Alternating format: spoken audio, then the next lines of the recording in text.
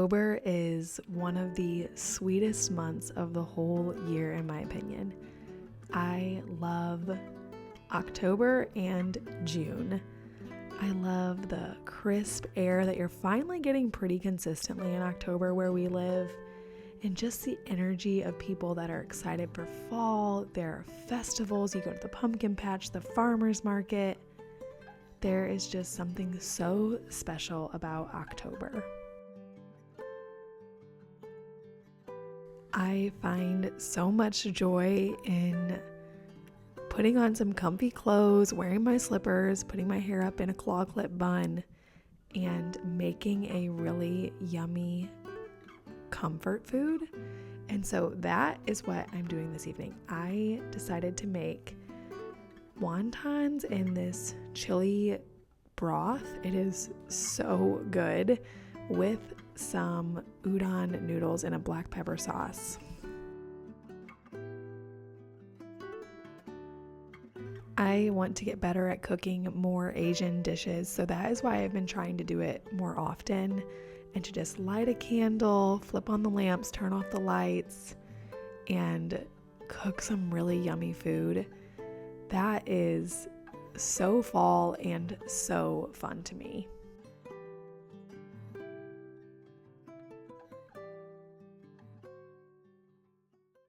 Moms need easy ways to support their health, which is why I am so excited to introduce AG1 as a sponsor of today's video. We are in full-blown fall over here, and as we inch into the holidays, we all know that immune support is absolutely critical as we gather and we stay inside more. And so that is why I love to incorporate AG1 into my daily routine. AG1 includes ingredients like vitamin C, zinc, and spirulina, which all supports your immune defenses. I find that it is the easiest way to cover all the bases because in one scoop you get a multivitamin, a probiotic, and a bunch of nutrient-dense superfoods. I personally love the taste of AG1, and so I just take it with 8 ounces of water and a scoop of the powder.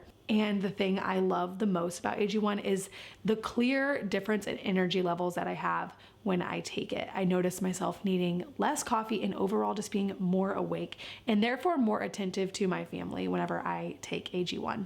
I personally love AG1 and I know that you guys will too. So if you are ready to sign up, you can use my link and receive 5 free travel packs of AG1 and a free bottle of vitamin D whenever you first sign up. Thanks again to AG1 for sponsoring today's video. As you guys know, I love to learn new things. You guys have watched me learn a lot of new things throughout this past year. I'm trying to get better at cooking and sewing, and something that has been on my radar but I have not been brave enough to try is quilting. About 2 or 3 years ago, I got a wild hair that I was going to make a quilt all by myself, and I cut it out for the most part. I didn't get it all the way cut out and started on it, but I did not get anywhere near finishing it. And that has been on the back of my mind, like very intermittently for the past probably 3 years. And so I had the goal of potentially finishing that quilt this fall. I don't want to commit to anything because that really does sound so overwhelming to me. But then one day I think I was scrolling Pinterest and I saw this really cute quilt block sweatshirt where someone made one block and put it on a sweatshirt. And that seemed so much more manageable to me. So I thought I would kick off my fall quilting. Hopefully there will be more of this with a single block on a sweatshirt. I do have to admit to you guys that I found this to be rather difficult. In the sewing world, I find that you either quilt or you do garments, and if you start with one, you think the other is much more complicated, and I fall right into that stereotype, or I don't know if that's the right word, but I believe that. I started with garments. As you guys know, I prefer to sew shorts or shirts or dresses, and I've never really done quilting, and I felt like this was very complicated and not forgiving. Now, doable, and I want to do more of it. So if you are watching this and you feel like you can't do it, you definitely can, in the same way that I would say anyone can sew a dress. However, I did find it to be more complicated than people who quilt made it seem. It definitely gave me a deep appreciation for anyone who can see through an entire quilt project. Now, I just think all of this work went into making one block. And so if I wanted to make a full quilt, a full queen size quilt, I would need like 30 of these. And that gave me a very large appreciation for people who can make an entire blanket and see that through. I think that's something that was overwhelming to me, is that if you decide to start on a dress, unless it's a very formal gown, you can usually see that project through rather quickly, especially if you get a good chunk of time to sit down and sew. And I learned that quilts, especially full-size quilts, are much more a labor of patience and love, and that gave me a deep appreciation for them. I obviously knew that quilts were a lot of work, but I don't think I fully understood until now. Oh, yay! As you can see, I was quite proud of myself whenever the block was completed. It's definitely a little bit wonky, but I'm really happy with how it turned out. And then all that was left to do was attach it to one of my older sweatshirts I've been wearing for a while that I thought needed a little glow up. So I'm really happy with how this turned out, and I know that I will wear it all during the fall.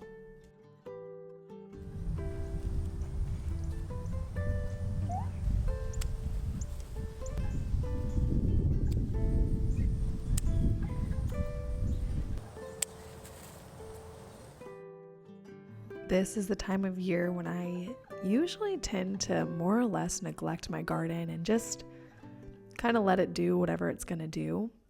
But we had so much gomphrena out there that I wanted to bundle up and dry out. It just makes such a pretty dried flower. And so I went out and cut the stems down, and made 7 huge bundles of gomphrena, and that's not even all that I have. So I just love seeing the process of these florals drying out right in my kitchen, and I am definitely growing more gomphrena next year.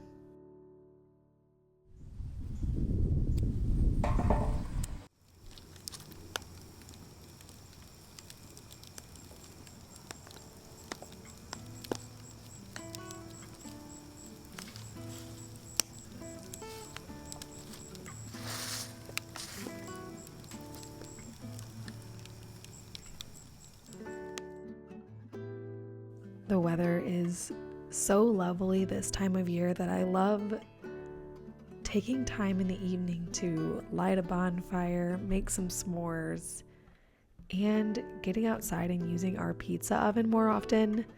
We find that fall pizzas are the best kind of pizzas because the weather is so crisp, and being out by the uni isn't super hot. It's actually really enjoyable.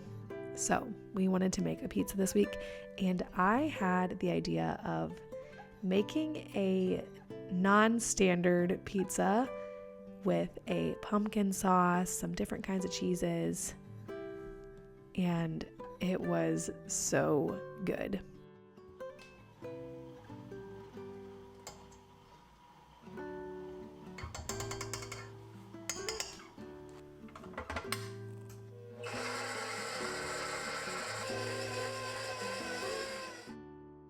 While I mostly left my cut flower garden to be left on its own, we have a pumpkin patch going in our compost pile that has gotten rather large. Now, I am not very involved in the process, but we have loved bringing in many, many pumpkins this year and cooking with them. I'm definitely getting better at it. That is something that I didn't really know how to do, but have had a wonderful time learning.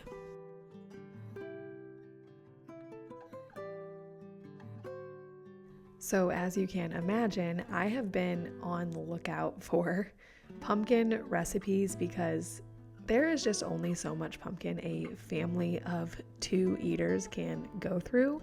We have been making pumpkin pancakes. I guess I should say 3 eaters because my daughter loves pumpkin pancakes and pumpkin spice lattes, and now pumpkin pizzas. So for the most part, I have just been bringing the pumpkins in and pureeing them. I'm still trying to find the best way to get them peeled. I quizzed my sisters on how they do it, and I think they both had different methods, but this one worked pretty well for me, and having the puree on hand is so convenient.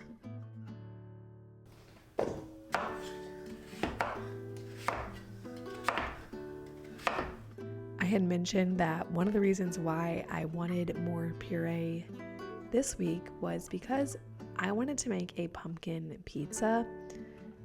I had a hunch that this could be a really good flavor profile, and a quick bit of Googling reaffirmed that hunch for me. And so while I was doing my quick recipe search, I was trying to figure out what would be complementary flavors. This is definitely something that I'm not super good at yet, but Google told me that on a pumpkin pizza, you should use Gouda cheese. So for my husband, if you guys aren't familiar, I can't tolerate dairy, and so I got a block of Gouda cheese for my husband and shredded it fresh. For the sauce, we used pumpkin puree with just a little bit of nutmeg and salt and pepper, and that's really all we did for that. And then we added some freshly shredded Gouda cheese. I used just a basic mozzarella, a vegan mozzarella. We added then some sausage, a lot of red chili flakes. I felt like it would need some kick because the pumpkin's so sweet. So we added a lot of red chili flakes and some sage. And I'm not trying to say this was one of my better ideas, but my husband did tell me that this was the best pizza that we had ever made. Now, I do think part of that is that we used really good, freshly grated cheese. So he says that is a new must. But this pizza turned out amazing. And I know that some of you guys have unis and are very interested in pizza recipes, so I definitely recommend making this if you are on the wood fire pizza game.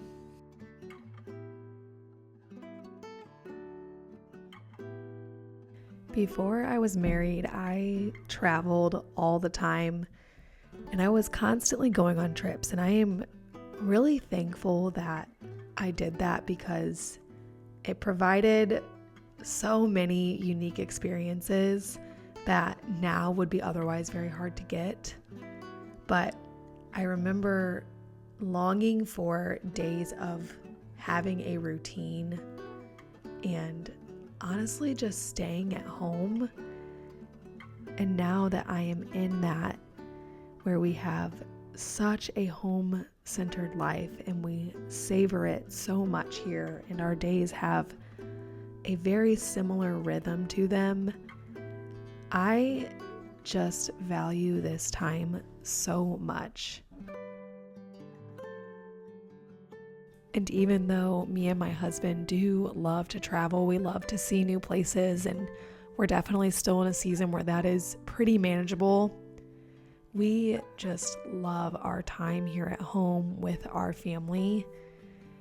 I love the idea of just being in the kitchen, working together, and then heading outside and having a really good, fresh cooked meal. And then even to the point where we come back inside and do dishes together.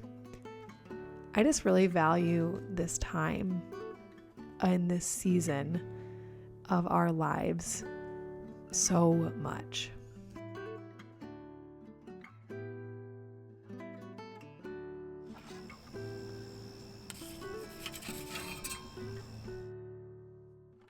Being at home and leading a home-centered life is turning out to be so much more fun and rewarding and inspiring than I ever thought it could be.